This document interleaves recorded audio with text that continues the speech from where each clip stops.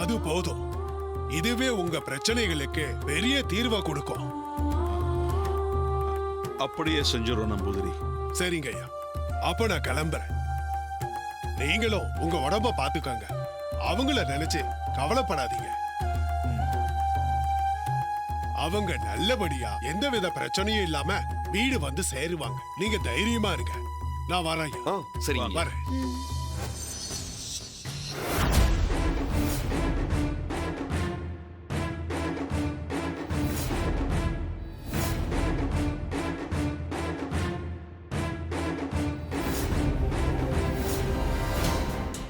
என்ன காலாங்காத்தாலே இந்த நம்பூதிரி வந்துட்டு போறான்? ஏதாவது பிரச்சனையா? தெரியலையா அத்தை? அப்பா, நம்பூதிரி கிளம்பிட்டாரா? ஆமாமா, இப்பதான் கிளம்பினாரு. என் பொண்டாட்டி வந்துட்டால, எப்படியும் நம்பூதிரி சொன்னதை கண்டிப்பா கிழவன் அவகிட்ட சொல்லுவார் பாருங்க. வளர், நம்ம குடும்பத்துல நடக்கிற பிரச்சனை தீரணும்னா நாளைக்கு ஆடி மாசம் 3வது ஞாயிற்றுக்கிழமை நம்ம வீட்டுல கூழ் ஊத்த சொல்லிருக்காருமா. அதுக்கு என்னப்பா, தாராளமா பண்ணிடலாம். சொன்னல. வளரு, அஞ்சல இருந்தா இதை பத்தி பக்குவமா அவ சொல்லுவா. நீ தாமரையை வச்சுக்கிட்டு இந்த கூழ் காய்ச்சற வேலையை பாருமா. சரிப்பா. ஐயா, நீங்க கவலையை விடுங்க, நான் தாங்கிறேன்ல, நான் எல்லாத்தையும் பாத்துக்குவேங்க ஐயா. ரொம்ப நல்லதுமா. தாத்தா, நான் ஆபீஸ் கிளம்புறேன் தாத்தா. சரிப்பா சித்தார்த், சீக்கிரமா வேலையெல்லாம் முடிச்சிட்டு நேரத்துக்கு வீட்டுக்கு வந்துரு. சரி, நான் கிளம்புறேன். இங்க பாரு, இந்த கூழ் காய்ச்சற வேலையெல்லாம் அவங்க பாத்துப்பாங்க. நீ ரெஸ்ட் எடு, சரியா? சரியா, நீ பார்த்து பத்திரமா போயிட்டு வா. கவலைப்படாதீங்க தம்பி, நாங்க பாத்துக்கிறோம். சரிங்க.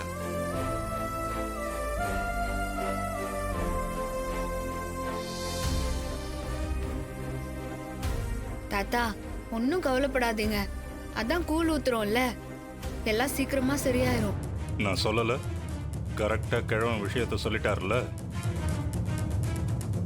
அக்கா, நாம இந்த நம்பூதிரியை போட்டு தள்ளினாலே பாதி பிரச்சனை முடிஞ்சிருங்கக்கா.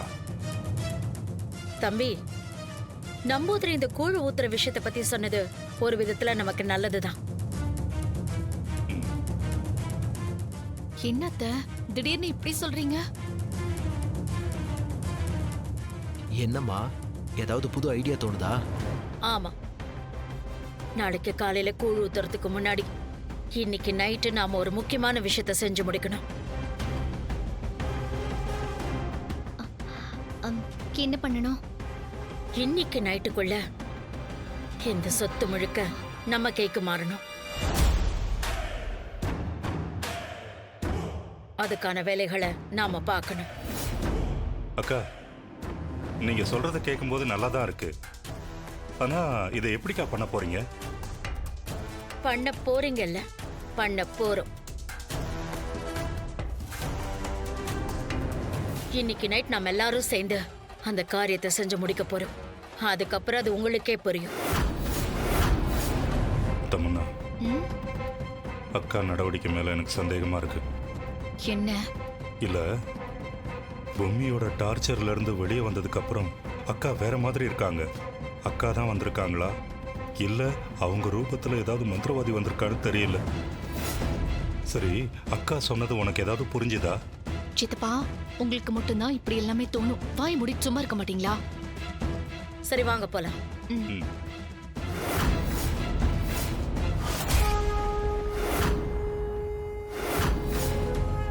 ஆயிரம் வருஷங்களுக்கு முன்னாடி வாழ்ந்த வேடனும் சரி, அவனோட வம்சாவளியில வந்து அந்த குடும்பத்துல இப்ப வாழ்ந்துட்டு இருக்கிற சில தீய சக்திகளும் சரி, அவங்களோட வன்ம சூழ்ச்சிகளை பண்ண ஆரம்பிச்சிட்டாங்க.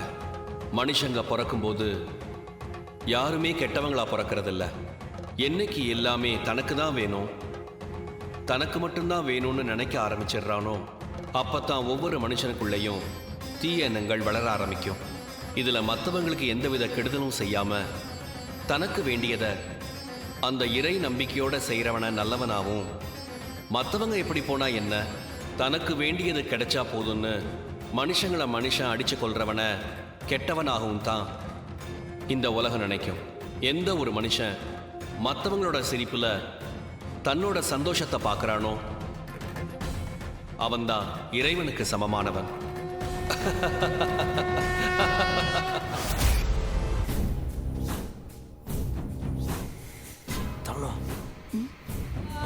கேளு. அக்கா, ஏதோ சொத்து இன்னைக்கு நைட்டு நம்ம கைக்கு வரணும் அப்படி இப்படின்னு பயங்கரமா பிளான்லாம் சொன்னீங்களே, அது என்னதுக்கா?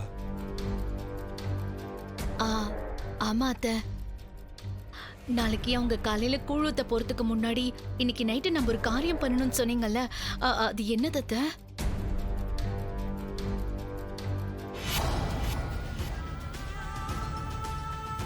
அக்கா, சீக்கிரமா பிளான் என்னன்னு சொன்னீங்கன்னா நான் போய் நிம்மதியா தூங்குவேன்க்கா. யோ, என்ன மாமா எப்ப பார்த்தாலும் சாப்பாடு, தூக்கம் இல்ல பயம் இத பத்தியே தான் பேசிட்டு இருப்ப. கொஞ்ச நேரம் வாய் மூடி சும்மா இரு. போடா. கொஞ்ச நேரம் எல்லாரும் அமைதியா இருங்க.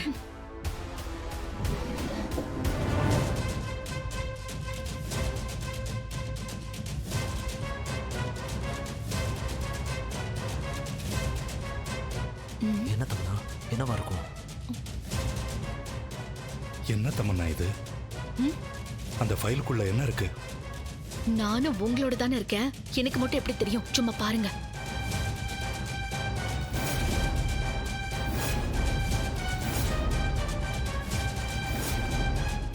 என்னக்கா, ஏதோ பத்திரம் மாதிரி இருக்கு.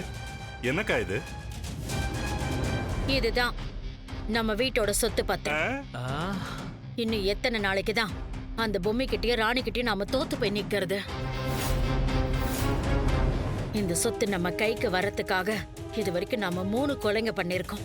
இதுக்கு மேலேயே என்னால பொறுமையா இருக்க முடியாது. இந்த சொத்து முழுக்க அந்த கிழவன் கண்ட்ரோல்ல தானே இருக்கு.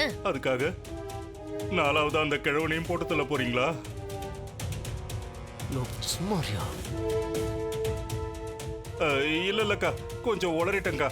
நீங்க சொல்லுங்கக்கா. இந்த சொத்து முழுக்க நம்ம பேருக்கு மாத்துறதுக்கு நம்ம லாயரை வச்சு 1க்கு 2 தடவை டிஸ்கஸ் பண்ணிட்டு பக்காவா பேப்பர்ஸ் ரெடி பண்ணிட்டேன்.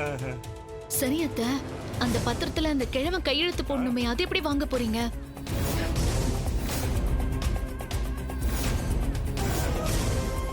இப்ப எல்லாரும் தூங்கிட்டு இருக்காங்க. அந்த கிழவியும் ஊர்ல இல்ல, ஏதோ தீர்த்த யாத்திரைன்னு கிளம்பி போயிடுச்சு. இதுதான் சரியான நேரம். நாம போய் அந்த கிழவனோட ஃபிங்கர் பிரிண்ட இந்த பத்திரத்துல எடுத்துட்டு வந்துருவோம். அந்த வேலை முடிஞ்சிட்டாலே நாம பாதி ஜெயிச்ச மாதிரி தான். மா, நீங்க சொல்றதெல்லாம் கரெக்ட் தான். நீங்க சொல்ற மாதிரி கைரேகைலாம் எடுத்தா இதை ப்ராப்பரா ரெஜிஸ்டர் பண்ணணும்னா ரெஜிஸ்டர் ஆஃபீஸ்ல தானே போய் பண்ணணும். அப்படியே கைரேகை எடுத்ததுக்கு அப்புறம் நம்ம ரெஜிஸ்டர் ஆஃபீஸ்ல ரெஜிஸ்டர் பண்ணா அப்பதான் நம்ம ஜெயிக்க முடியும். அந்த ரெஜிஸ்டர் ஆஃபீஸ்ல போய் நம்ம ரெஜிஸ்டர் பண்றதுக்கு சொத்து யார் பேர்ல இருக்கோ அவங்க வந்து கையெழுத்து போடணும். அப்பதானே சொத்து நம்ம பேருக்கு வரும். ஏண்டா, நீயே இவ்வளவு யோசிக்கும் போது பிளான் போட்டவன் நான் அதெல்லாம் யோசிக்க மாட்டேனா?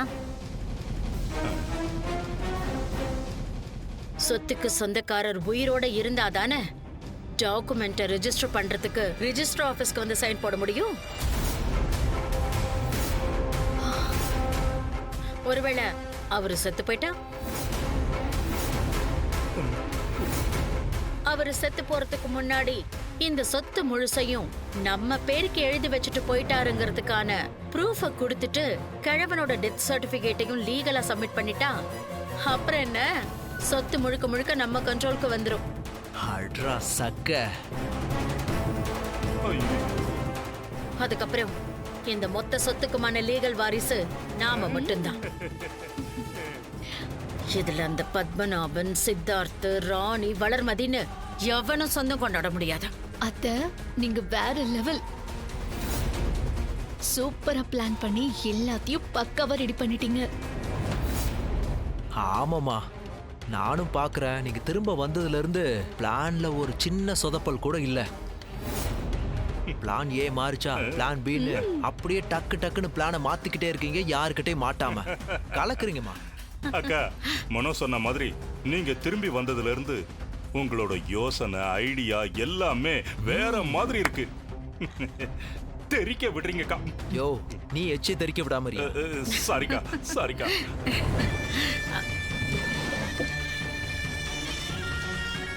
மனோ, எல்லாரும் தூங்கிட்டாங்களான்னு பார்த்துட்டு அதுக்கப்புறம் அந்த கிழவனோட ரூமுக்கு போய் அவரோட முகத்துல இந்த ஸ்ப்ரேவை அடிச்சு வச்சுடு. இந்த ஸ்ப்ரேவை அடிச்சதும் அவர் மயங்கிடுவாரு. அவர் மயங்கிட்டாரான்னு கன்ஃபார்ம் பண்ணிட்டு இங்க வந்து எங்களை கூப்பிடு. இது மட்டும் தான் சரிம்மா. எனக்கு பயமா இருக்கு. சரி சரி சரி போ போ போ போ போ சொல்லிட்டாங்கல்ல போ வரேன். போ.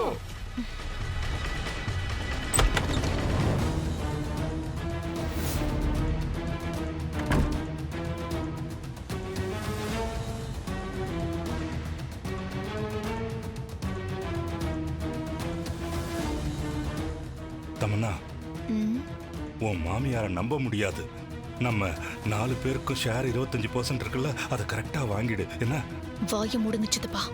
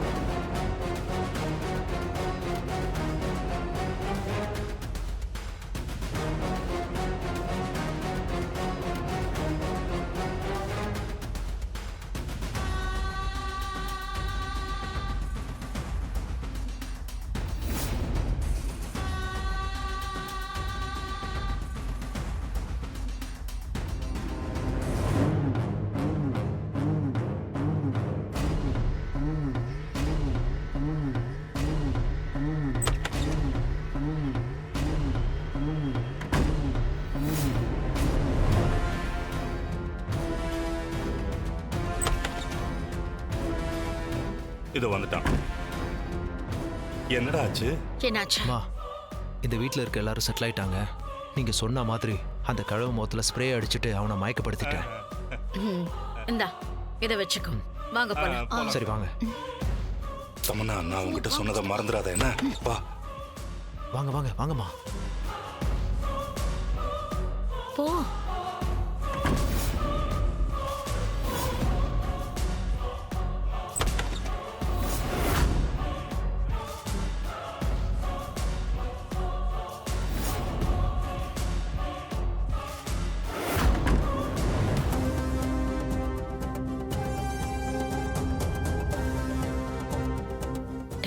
செக் பண்ணி பாரு. மா, நான் ஏற்கனவே நிறைய மயக்க மருந்து அடிச்சிட்டேன். கண்டிப்பா ஒரு 3 மணி நேரம் 4 மணி நேரத்துக்கு எந்திரிக்கவே மாட்டாரு. Very good. சரி எடு.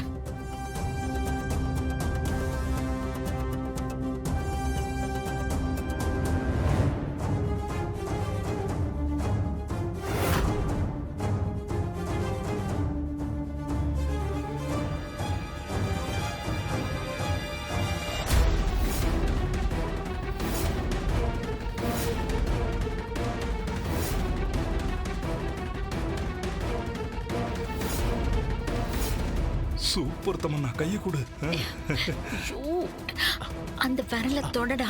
சரிம்மா.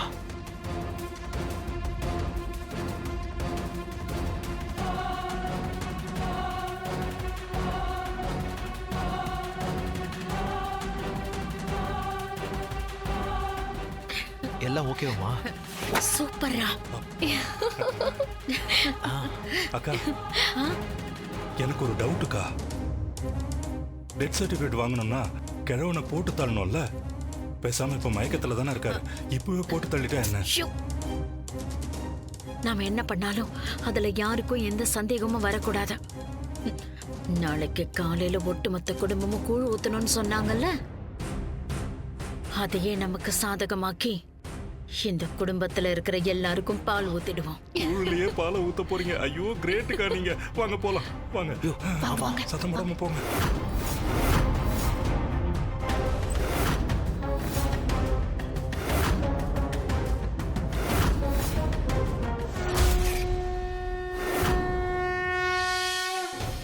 சப்ரசான் ஹிருத்வா பகிர் பாஹ்யான் சைவாந்திரே பிரவோ பிராணாபானௌ சமௌ கிருத்வா நாசா பந்தர சாரிணௌ முனீர் மோஷ பராயண சிகதேச்சா பயக்ரோதோயச்ச சதாமுக்த ஏவச்ச.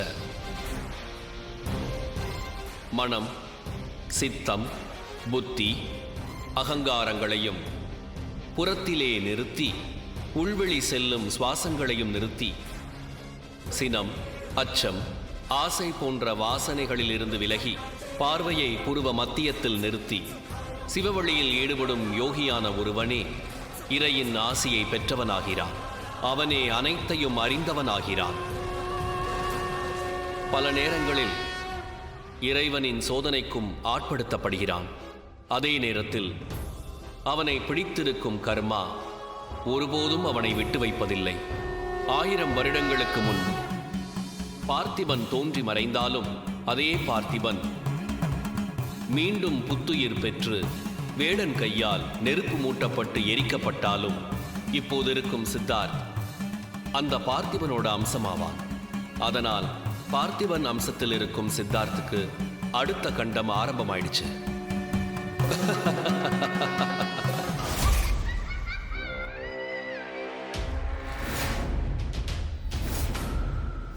அகோராதிபதி, அடுத்து என்னன்னு யோசிக்காம இப்படியே இருந்தா எப்படி?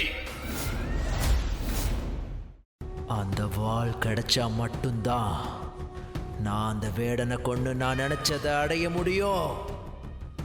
எனக்கு அந்த வாள் கிடைக்கணும்னா நான் என்ன பண்ணணும்? இது ஆடி மாசம். இந்த சமயத்துல தெய்வத்தோட சக்திகள் மேலோங்கி இருக்கும். நம்ம சக்திகள் தளர்ந்துதான் இருக்கும். நம்ம சக்தியை விட புத்தியை தான் கையில எடுத்துக்கணும்.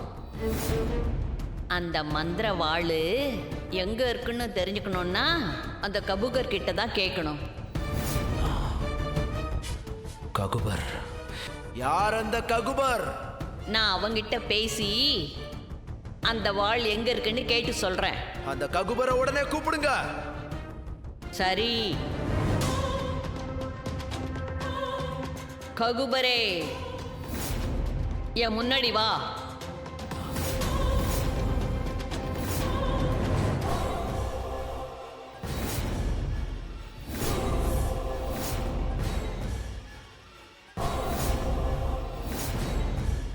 ககுபர், என் முன்னாடி வா. என்னால வர முடியாது.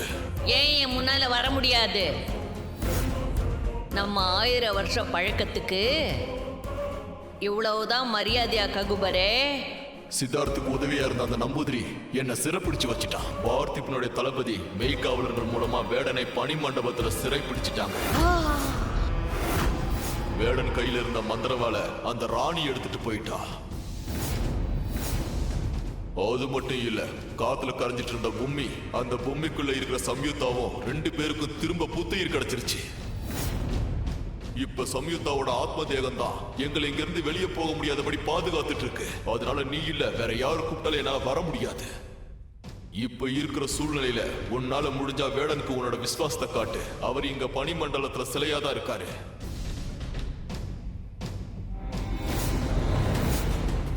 மூதாட்டியே, அந்த மந்திர வாள் என் கைக்கு வரணும்னா நான் என்ன பண்ணணும்? அதான் ககுபர் சொன்னதை நீயே கேட்டல. சித்தார்த் பார்த்திபனா மாறி வேடன் கையில இருந்த அவனோட மந்திரவாளை எடுத்து அது மூலமா வேடனை பனிமண்டலத்துல சிலையாக்கிட்டான். ராணிய வேடன் கிட்ட இருந்து காப்பாத்தி வேடனோட வாளையும் அவன் எடுத்துட்டு வந்துட்டான்.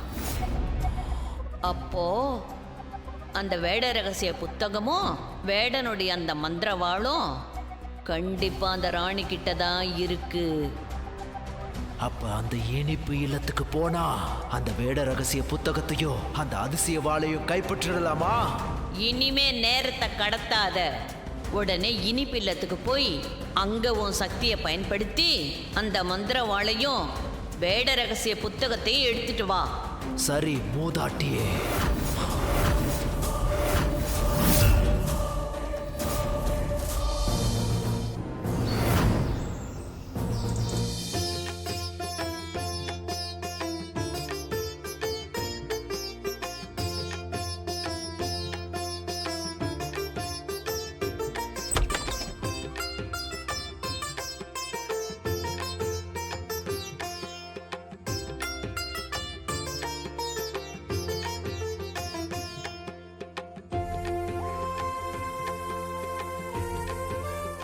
அம்மா ராணி,